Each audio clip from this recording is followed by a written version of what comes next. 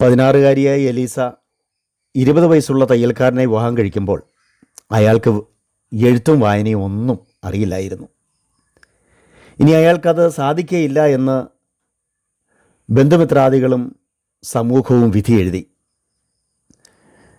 പക്ഷേ എലീസ അത് വിട്ടുകൊടുക്കാൻ തയ്യാറായില്ല. കാരണം തയ്യൽ ജോലിയിൽ വിദഗ്ധനായിരിക്കുന്ന തൻ്റെ ഭർത്താവിനെ എഴുത്തും വായനയും പഠിപ്പിച്ചാൽ അദ്ദേഹം നല്ല നിലയിൽ ഉയരുമെന്നുള്ള ഒരു പ്രതീക്ഷ എലീസയിലുണ്ടായിരുന്നു.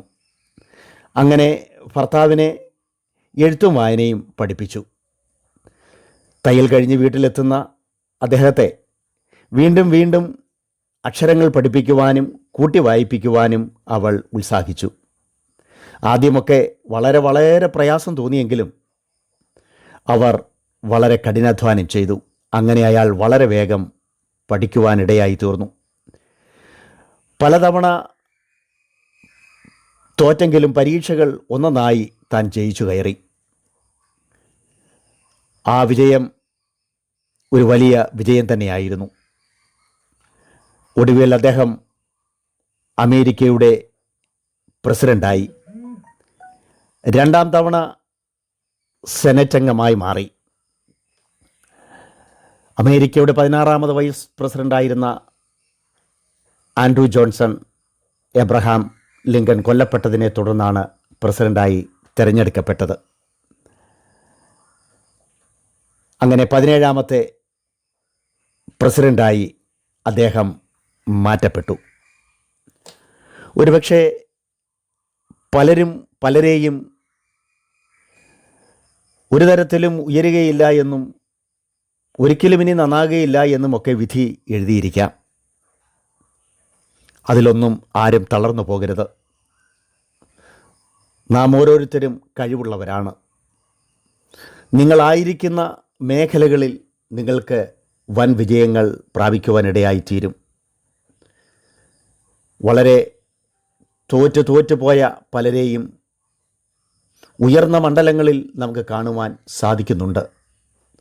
അതുകൊണ്ട് പ്രതീക്ഷകൾ നഷ്ടപ്പെടാതെ, പ്രയത്നങ്ങൾ കുറഞ്ഞു പോകാതെ, നമ്മുടെ മാന്യതയിൽ ഏതവസ്ഥയിലായിരിക്കുന്നോ അതിൽ നിന്നും എനിക്ക് കര കയറണമെന്നുള്ള ചിന്ത നമ്മുടെ ഓരോരുത്തരുടെയും മനസ്സിൽ ഉണ്ടാകട്ടെ.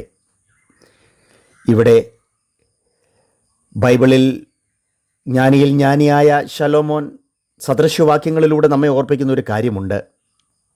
ദീർഘക്ഷമയുള്ളവൻ മഹാബുദ്ധിമാൻ, മുൻകോപിയോ ഭോഷത്വം ഉയർത്തുന്നു. ശാന്തമനസ്സ് ദേഹത്തിന് ജീവൻ, അസൂയയോ അസ്ഥികൾക്ക് ദ്രവത്വം. ഉയർച്ചകളിലേക്ക് പടവുകൾ ചവിട്ടണമെങ്കിൽ നമുക്ക് ദീർഘക്ഷമ ഉണ്ടായിരിക്കണം. മുൻകോപത്തെ നാം എടുത്തു കളയണം. അത് ഭോഷത്വം ഉണ്ടാക്കും. ശാന്തമായ മനസ്സിന് ദേഹത്തിന് ജീവനാണ്. അസൂയയോ അസ്ഥികൾക്ക് ദ്രവത്വം. അസൂയ നമ്മെ നശിപ്പിച്ചു കളയും.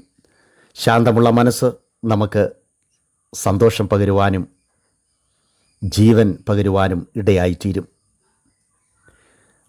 നമ്മുടെ പ്രയത്നങ്ങളെ നിർത്തിക്കളയാതെ ഓരോ ഉയർച്ചയുടെയും പടവുകളെ ദൈവം തന്നിരിക്കുന്ന താലന്തുകളിലൂടെ ഉയർത്തി നമുക്ക് ജീവിപ്പാൻ സർവശക്തനായ ദൈവം നമ്മെ സഹായിക്കുമാറാകട്ടെ.